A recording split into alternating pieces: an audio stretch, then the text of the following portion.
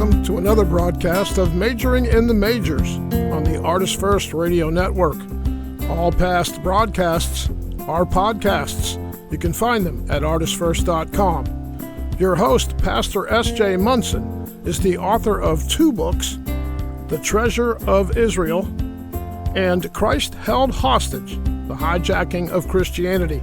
Find them wherever great books are sold. Now, here he is, your host, Pastor S.J. Munson. Hi, this is S.J. Munson, and welcome to Majoring in the Majors.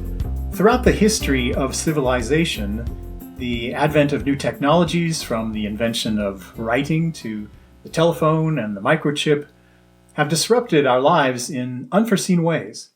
New technologies have changed life for the better, there's no doubt about that, but they also have a way of knocking us off balance and showing how unprepared we are as human beings and as a society to deal with their ramifications.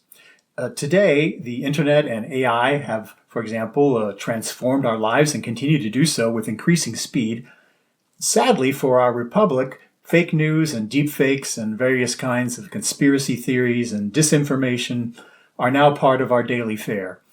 Even on reputable news websites, one has to wade through a barrage of advertisements disguised as news stories. New AI technologies are getting better and better at dissembling reality and fooling the human brain. Alarmingly, all too often they are being used not only to make money, but to erode the public trust in our institutions and our form of government. And if this all sounds like the beginning of some dystopian novel, you're right. But one thing we know from human history is that these new technologies are not some passing fad, and they're not going to go away anytime soon, certainly not if we close our eyes. So we need to learn new skills and adapt, as human beings have always done. Yet, how do we teach our children to distinguish truth from fiction online if we ourselves are struggling to keep pace with the new technology of deception? Tonight, we are honored to have with us Dr. Joel Breakstone, who is the co-founder and executive director of the Digital Inquiry Group, DIG. He directed the Stanford History Education Group for 10 years before spinning it out of Stanford University to become DIG. He leads DIG's efforts to research, develop, and disseminate free curriculum materials that prepare young people to be discerning consumers of information. And this work has been featured in the New York Times, NPR, and the Wall Street Journal. He received a PhD from the Stanford Graduate School of Education, and he previously taught high school history. Dr. Breakstone, thank you so much for joining us. Well, thank you so much for having me. It's a pleasure. Now, you started out as a history teacher, so I'll ask you a bit of history. How did you get interested in your current field of research?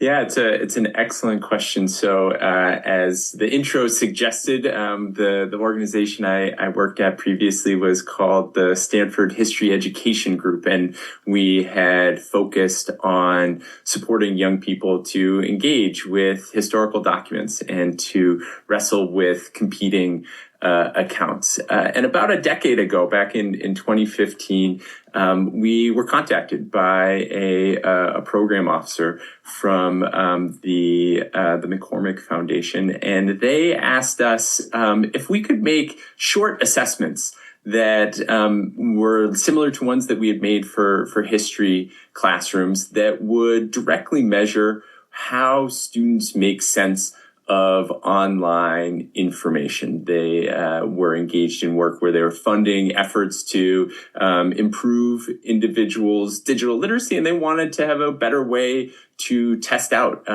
if those efforts were actually effective. And so we set out to design new items that would ask students to reason about real online sources. And we began to give those tasks out to students from middle school through college.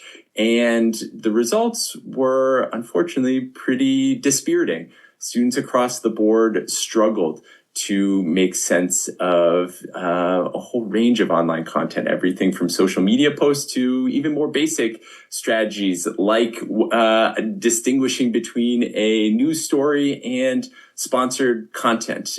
We released the initial findings from our work in November of 2016, when there was a great deal of interest and concern about issues of fake news and misinformation.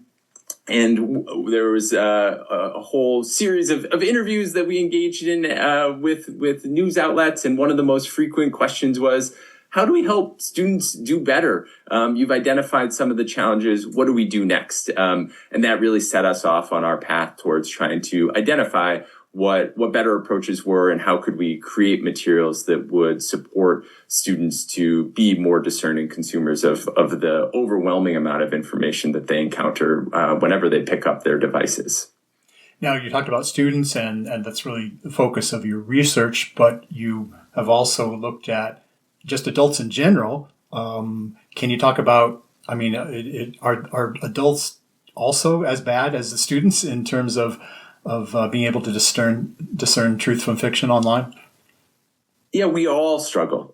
This is certainly not an effort to diminish students. We just happen to work more often with them. The research is quite clear that there is widespread confusion about what to believe online. And in fact, when we set out to try to find better strategies to teach to students, we completed a study in which we asked 3 groups of people who we thought might be skilled evaluators of online content to look at unfamiliar sources and to do that individually. And we recorded their screens as they did so. And the 3 groups of people were first professional fact checkers from the nation's leading news outlets, people who we thought might be particularly skilled at identifying credible information, given that's their job. The second group were professional historians, PhD academics who similarly evaluate sources and try to piece together what to trust and what not. And then finally, were freshmen at Stanford University, young people growing up in the heart of Silicon Valley who are online all the time. And what we did was to observe them as they evaluate these sources. And there were some really striking differences across those 3 groups. The fact checkers were far better than the students or the historians at evaluating online content. In fact, in many cases, the historians had a hard time. They did better than the students, but not nearly as well as the fact checkers. And the thing that was different about the fact checkers was that when they came across an unfamiliar source, they didn't read it carefully or closely. Instead, they almost immediately left that source and turned to the broader internet to figure out, what is this thing that I'm looking at? Do I even know what I'm looking at? In contrast, the students and the historians did the kinds of things that made them successful in academic realms. They read carefully and closely, tried to make sense of the meaning of the document. And on the internet, that often can lead you far astray. As just one example of the kinds of tasks that we gave to participants in that study was looking at the website minimumwage.com, which represents itself as a project of the Employment Policies Institute, which says that it is a nonprofit, nonpartisan organization interested in minimum wage policy. All sounds good, looks nice, has a .org website for the Employment Policies Institute. If you get off that page, though, and do a little searching, you quickly discover that it is actually run by a public relations firm that is working to influence public policy around minimum wage. The fact checkers could find that out very quickly. In contrast, many of the students and historians never did. And so it spoke to this need to teach a different disposition towards information online. Leaving an unfamiliar source is often the best way to understand what it is that you're actually looking at. You did another study, I think, that involved showing students a video footage of so-called fake news of supposedly Democratic Party workers committing voter fraud at the polls. Could you talk about that one? Yeah, absolutely. So we did a follow-up study to that the previous work I described from 2015 and 2016, and we did a follow-on study to see, have things gotten better? Have, we for several years we've been concerned about this issue. Do we see improvement? And we did a much more rigorous approach to assembling a sample. We had a sample of students that reflected the population of high school students in the United States, and once again we showed them unfamiliar online sources and gave them a live internet connection and said, do whatever you normally do to evaluate this source. And one of the tasks was to watch a social media video that, as you described, showed supposed voter fraud in American elections. And if you were to get off of that video and do a quick search for voter fraud video, Democratic primaries, at the time we did this study, you could very quickly come across a series of sources debunking the claim. The most persuasive of those sources is an article from the BBC, which explained that the footage in this widely viewed social media video actually came from an investigation that the BBC had done into voter fraud in Russia. And as a matter of fact, none of the footage had anything to do with the United States. Again, you could find that information within 30 seconds if you opened up a new tab and searched for that information independently. However, of the more than 3,000 students that we interviewed, only 3, that is less than 0.1% of the sample, discovered that Russian connection. Instead, they stayed looking at the source itself rather than figuring out, do I even know what it is that I'm looking at? So what is it about the human brain, or what is it about us as a human species that makes us so vulnerable to online misinformation? What makes us so trusting, of these sources? And how unequipped are we to deal with this new digital landscape? I mean, it is an incredibly challenging landscape to navigate. I think it's important to emphasize that this is not some sort of simple set of issues to contend with, and that there are a whole host of online actors that are seeking to capture our attention and that are merchants of attention, and that they want to get our eyeballs, and they want to capture our emotions and enrage us or delight us. And it's so easy to get caught up in those things. And so we need to make sure that we're pausing and to think about what it is that we are actually looking at. So I think that's one part of it, right? These technologies are incredibly fine-tuned to capture our attention, and the people who are operating online are similarly seeking to capture our attention and to, in many cases, mislead. In addition, though, we need to make sure that we are teaching students effective strategies for making sense of the information that they are encountering. One of the things that we have seen over and over again is that students have been taught inaccurate approaches, and those approaches can often lead students dangerously astray. Just one example, students have often been taught that .org websites are more trustworthy. And that has no basis in reality. Anybody with 5 minutes and $5 can go out and buy a .org website. But yet many students will then say, well, it seems pretty trustworthy because it's a .org. And unfortunately, bad actors know that too. It's not a mistake that hate groups use .org websites, and organizations like the Employment Policies Institute that is seeking to influence public policy will use .org websites as well. And so we need to make sure that as we move forward, especially in a new moment in which there's an even more complex landscape of AI-generated content, that we get it right this time, and that we are teaching students effective strategies. Students don't become inured to that belief organically. Somebody taught them that .org websites were better. And so if we're going to teach something to students, we need to make sure that it is grounded in reality and is an effective approach to help them navigate in a tremendously confusing and complex information terrain. So you mentioned the term digital literacy, just for the sake of someone who may be just tuning in for the first time. What do you mean by digital literacy? How would you define that?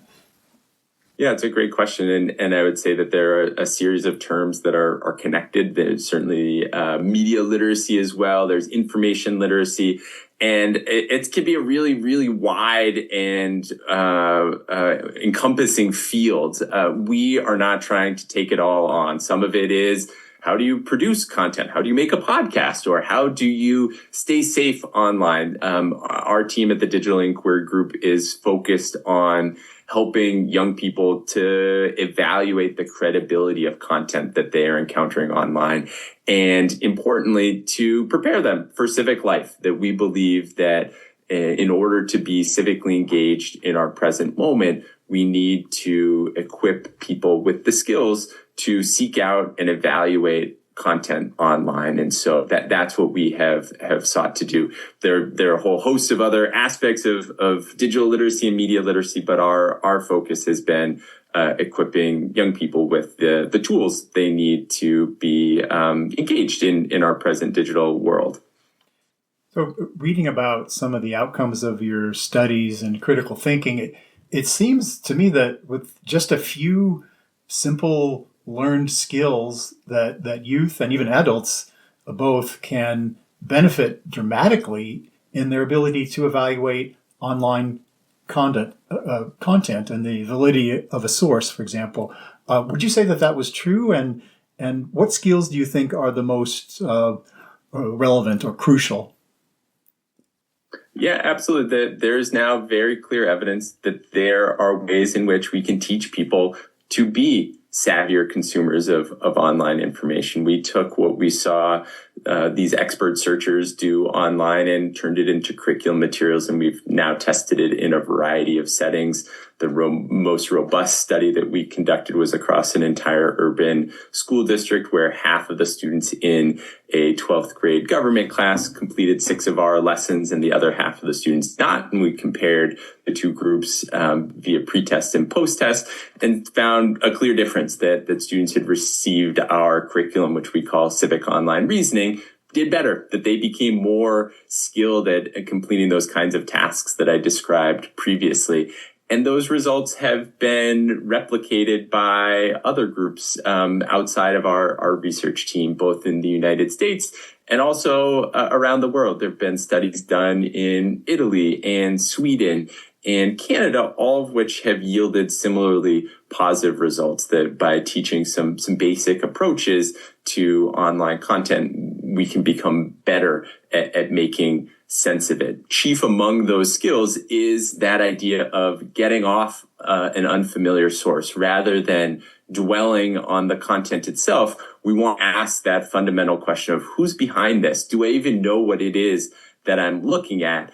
And that by doing that, we can make a key move, which is to recapture our attention, right? That in this present moment, we live in an attention economy, and we want to be careful where we give our attention. If we don't know what it is that we're looking at, we probably shouldn't dwell too deeply on it until we have a better sense of what it is. And so by teaching that kind of approach, we can help move the needle. This is not an intractable problem. There are now proven approaches with well more than a dozen studies that have included more than 10,000 participants that showed that these strategies are effective in changing individuals' ability to evaluate online sources. So definitely a positive in that regard, which given the often very negative landscape of stories about what's happening in our digital landscape, I think that is a glimmer of hope.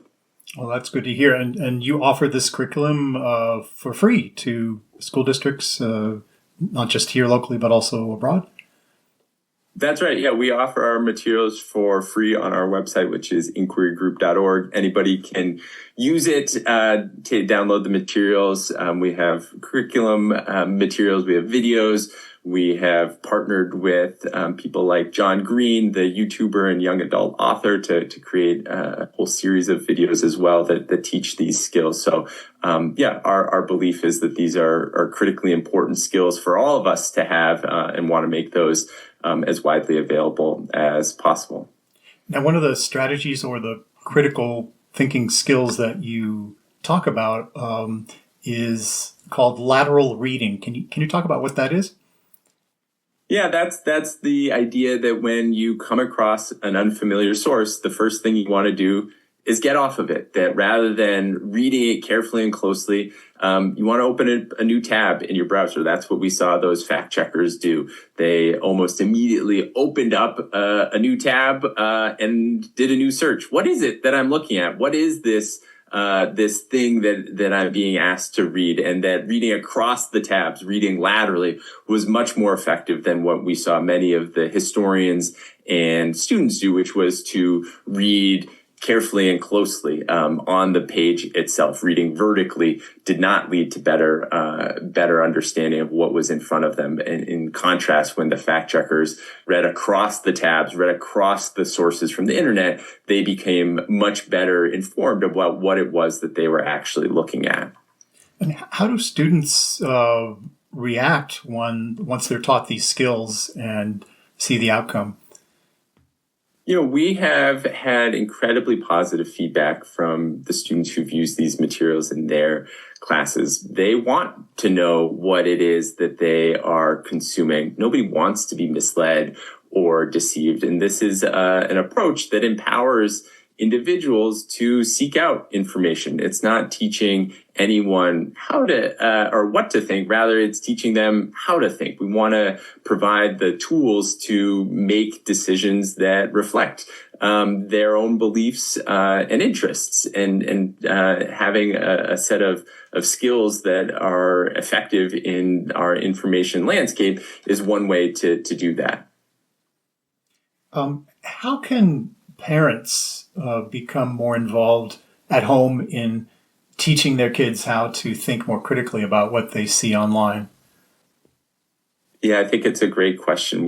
This is a huge problem, and we all need to be part of addressing it. And I think one big part of it is to have conversations about the information that we are consuming, and to say, well, where did that come from?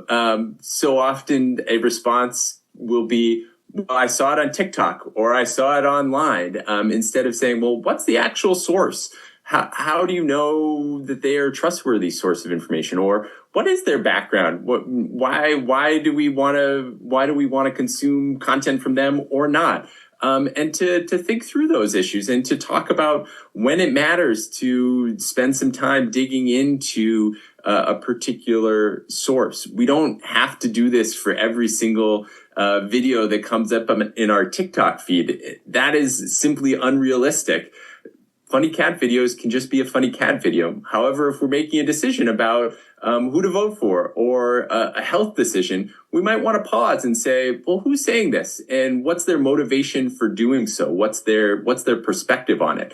That is not an either or choice. It's not saying it's a good source or a bad source, but instead it's to say, who is this source? Where are they coming from? How might their perspective influence what they are showing to me? And then having a conversation with family members about that is not a judgmental one, but to model the approach of wanting to reflect on where information is coming from. And that is even more important in the present moment, as increasingly content is being generated by AI. You could say, well, lateral reading, that's based on search engines, and we're not actually using search engines as much. And it's true that there is a fundamental shift that is happening here in terms of the ways in which AI is reimagining and changing the way in which we consume information. However, the fundamental question that is behind lateral reading is, who's behind the information? And that is crucially important still.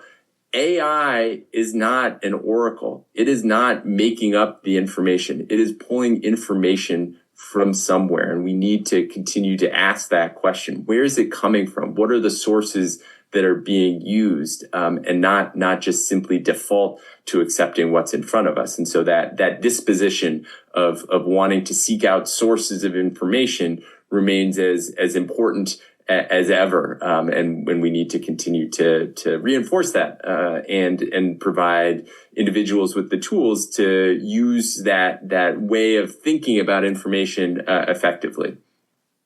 What do you think is the role or responsibility of the school system in teaching kids how to be good digital citizens? I think there's increasing consensus that this is an important part of young people's education. All across the country, there have been mandates passed around digital literacy, and schools similarly believe it's an important piece of the education that students will receive. The challenge is that the school day is already very full. And it is hard to find time for new instruction. And it is unfair and unrealistic to add one additional burden onto educators to say, now teach this one additional thing. So we believe that it's crucially important to find ways to weave digital literacy into the existing curriculum rather than to layer it on top of what's already there. We have to find ways to make it happen in the curriculum as it exists rather than in the curriculum that we hope might be someday. So what's that look like? How can we teach digital literacy in a history classroom?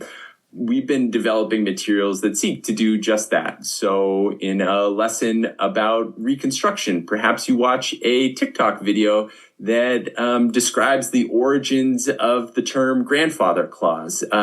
There's a claim that says that it came about during Reconstruction as an effort to restrict the right of African Americans to vote. That's a claim that we can investigate. And in fact, that's true.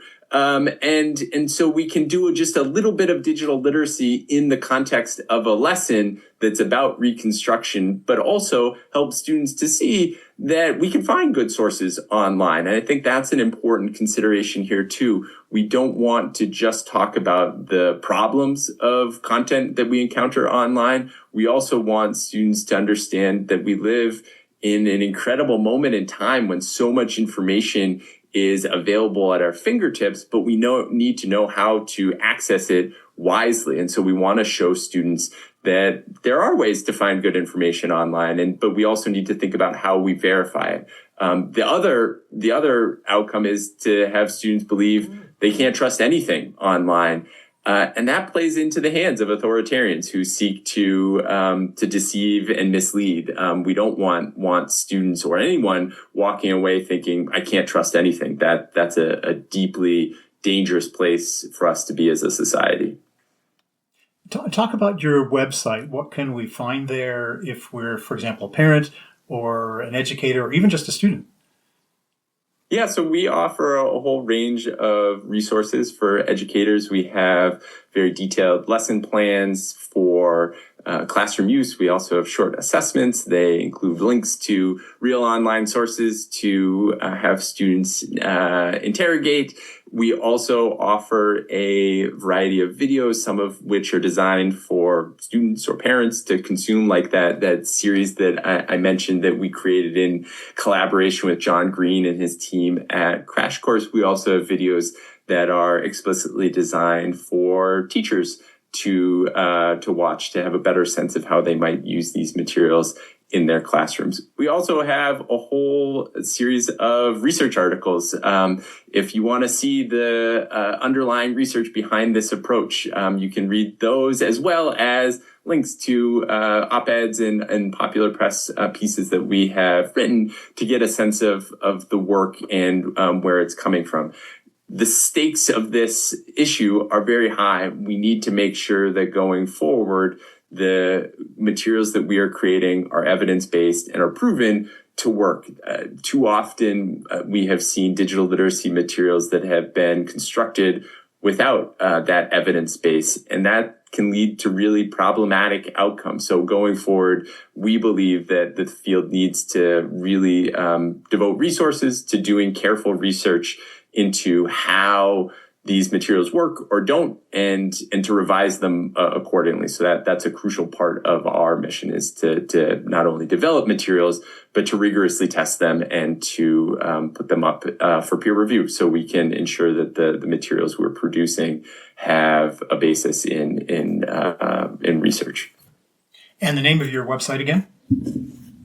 Yeah, it is inquirygroup.org. That's where you'll find all of the digital inquiry groups' free materials. Great. Now, I asked this of all our guests. Do you have hope for the future? And if so, what makes you hopeful? Absolutely. One is that I have a deep belief in the abilities of young people.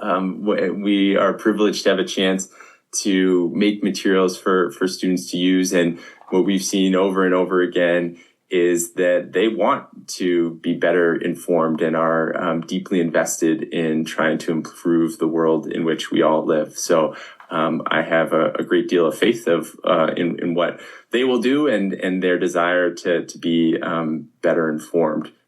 In addition, our research and the research of others has shown that we can address this problem. It is not an unsolvable one. It is a deeply challenging one, and as a whole host of evidence shows, it's one that is increasingly problematic and dangerous and scary. But there are ways in which we can address it, and if we can find ways to work together to provide the appropriate resources so that these types of approaches to making sense of online information can happen meaningfully in schools and in other settings, I really believe that we can move the needle and empower people to seek out information so that they can be well informed and be engaged members of our shared democracy.